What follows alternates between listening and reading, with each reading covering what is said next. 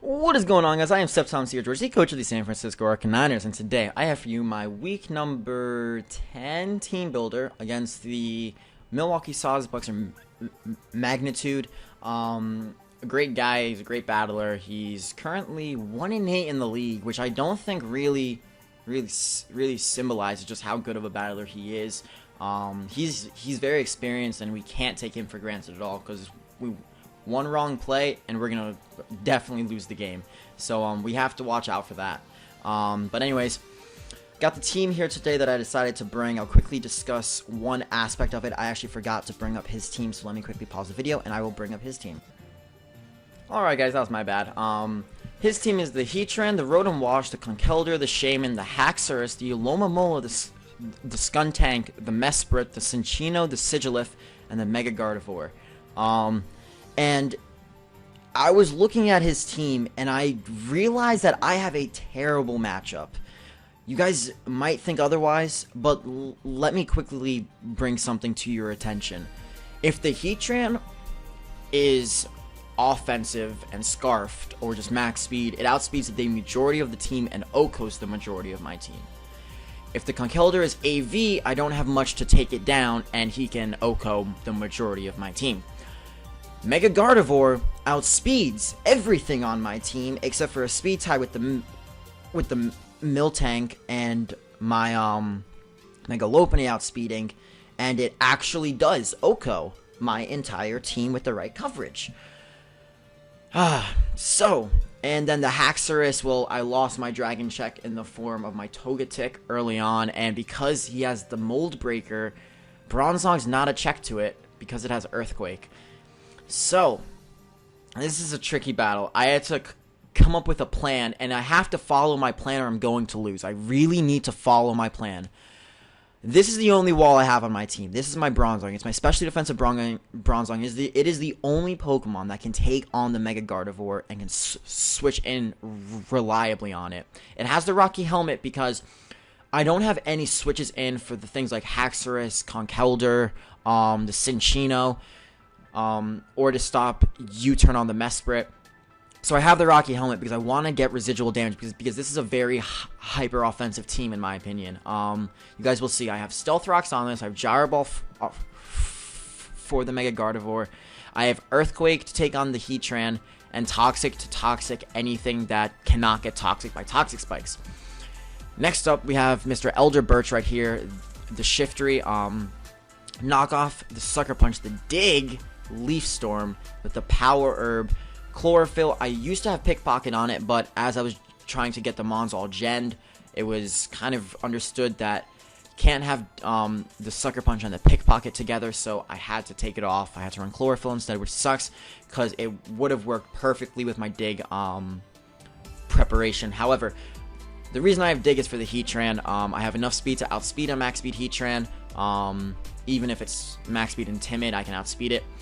And the Dig is an OHKO, is a clean OHKO on any type of Heatran except a physically defensive bold one. That is the only type of Heatran that will be able to take a Dig, and then even then it's doing 85% to it. So I'm hoping at that point after Rocks I can take it down with it. After maybe like a knockoff or something I can take it down, or I'll have enough damage on it to take it out. So that's why I have the Dig. I have the Leaf Storm to take on the Rotom Wash and the Alomomola because both of those are probably going to be primarily physically defensive to deal with like my Scizor and my Mega Lopunny. Then I have the Sucker Punch and the knockoff. This team is very priority based to take on his faster threats like the Mega Gardevoir. I prepared so well for this Mega Gardevoir. I will be so disappointed in myself if I lose to it.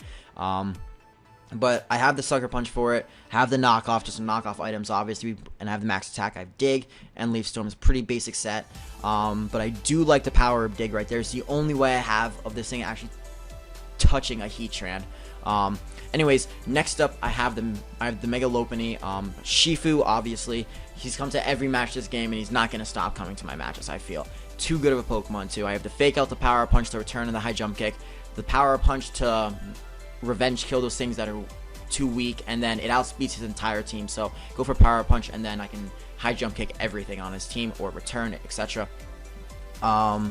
Then I do have the Fake Out. Obviously, it's the Fake Out. I can Mega Evolve. I can get a lot of damage off on faster things. If it's like a Choice Scarf Haxorus or something like that, or Choice Scarf Rotom, I just go for Fake Out and get off some damage. Also, I can rack up toxic damage on things with it. And this set really, it's very self-explanatory. I believe I have enough speed to outspeed a Cinccino, a Jolly Cinccino. Even though I really doubt he's gonna bring it, I have to prep for it because there was a time in the D League where I didn't think he would bring something, so I didn't have enough speed to deal with it, and he ended up bringing it, and then I almost lost the game because of it. So I'm not gonna do that again. So that's why I have enough speed to outspeed his fastest Mon. And then the sets, well, it's very self-explanatory. Next we have Proto, the Focus Sashed Scizor. I have the BP for the Mega Gardevoir. I have Pursuit for the Mega Gardevoir. I have Superpower to take on the Heatran, and U-Turn to take on, just to U-Turn out on like the Mesprit and stuff like that. I have Max Speed to outspeed. I have Max Speed because I don't want him trying to outspeed like my Gothitelle or something like that. If I decide not to bring my Gothitelle this week, in case he decides to run some kind of speed on his Heatran, he would have to run a decent amount of speed to actually be able to outspeed me, and then that would take away from his bulk. I have the Focus Sash to take on like HP Fires, to take on the Heatran if necessary, to take a Lava Plume even though I could get burned. And well, yeah, that's that set. Now we're getting into some more interesting stuff. I have my Nidoqueen right here. It's Gaming's Payapa Berry. Now, a lot of you are going to be like, what the fuck is a Payapa Berry? I've never even heard of a Payapa Berry. Payapa Berry, I'm going to click on it right here.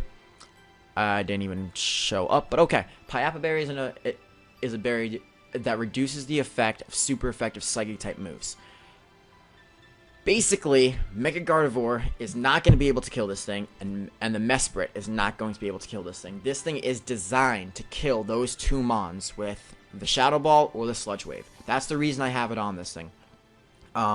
It's a more like if I have to save it until the end to take on the Mega Gardevoir, I will, as if he knows the Mega Gardevoir is like his win condition and he's able to break down my team enough. I still have something in the back to take it out. I have that one little surprise back there, and I'm really hoping that with that surprise I can possibly ruin his momentum or something. I don't know.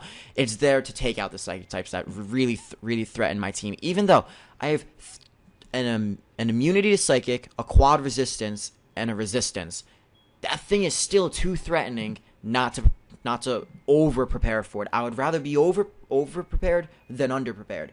So that's why I decided to do that. Earth Power for Heatran, obviously. I don't have any speed on this. I decided not to run speed on it. I decided the bulk was a lot more necessary because this thing isn't made to outspeed things. It's made to tank the hit. So I just wanted as much bulk as possible with as much power as possible to OHKO back. I don't have the Life Orb because obviously I have the Payapa Berry, but I still do a lot of damage with the Sheer Force. Next up, now this is my ace in the whole Pokemon, and Rotom has proven week in and week out that it is a top threat in the League format because of its typing, because of its ability, because of its move pool. While it is just T-Bolt and Shadow Ball and Hex and Signal Beam and like the hidden powers, the support it has and the recovery it has really helps it out. However, I'm going with a Choice Scarf set this week. This is my late game sweeper, and you guys are probably going to be thinking, how is this a late game sweeper? Well, my plan is to save the Rotom until the end, until I know I can outspeed everything on his team and go for the Hex or the Shadow Ball. This thing can take the Mach Punch off the Conkeldurr. Can't switch it on Con, because if he goes for knockoff, on the off chance he does, can't do that. The Haxorus has the Mold Breaker, so if it is a Choice Scarf Haxorus, it is going to be able to outspeed and OHKO me back, so I have to scout that out before and possibly get rid of that thing. Other than that, if I poison the Gardevoir, if I just have to deal with the Mesprit, if I poison the Conkeldurr, I can go for Hex, and it's going to be doing a lot of damage to them and take him out, actually. So this thing is going to be saved until the end. That is my plan, basically. I have my plan. It is to get up Toxic Spikes, to use my Bronzong to kind of just weaken things and just to pivot around his teams with the Rocky Helmet and toxic things like the Rotom and the Mesprit. Gyro Ball, if I can take on can take out the Mega Gardevoir, I will. And obviously the rocks are important. Then I have the Nidoqueen for Toxic Spikes to toxic everything else. I have Shifu to rack up damage and possibly get a sweep going with the Power Punch. I have a Sashed Scizor to basically gain momentum and keep it as like more of like a safety blanket because of the Focus Sash. I don't know if he'll bring rocks. He might. I'm sorry, burped. But rocks don't really affect my team that much, so I'm not too worried about them. Elder Birch just gonna be a surprise factor with Dig, and then the cleanup sweeper at the end is the Hex Rotom. So that is my battle strategy, guys. That is my plan for this match, and if I follow the plan, I really think I have a very good chance of winning. If I don't follow the plan, well, let's just hope he doesn't put me in a situation where I have to go away from my plan, because that could suck. Because this is an offensive team. This is very offensive. I don't have any walls. I don't have anything to take hits except for the Bronzong. But that thing's not even around to continuously take hits. It's there to tank a hit, force a switch, or tank a hit and get Rocky Helmet damage in it, and then die. That's basically what it's there for. So anyways, guys, that is going to be it for my team builder video today. If you enjoyed, please comment, like, rate, and subscribe. I'm Sep Tom Sear, George, the coach of the San Francisco Arcanines, and peace out.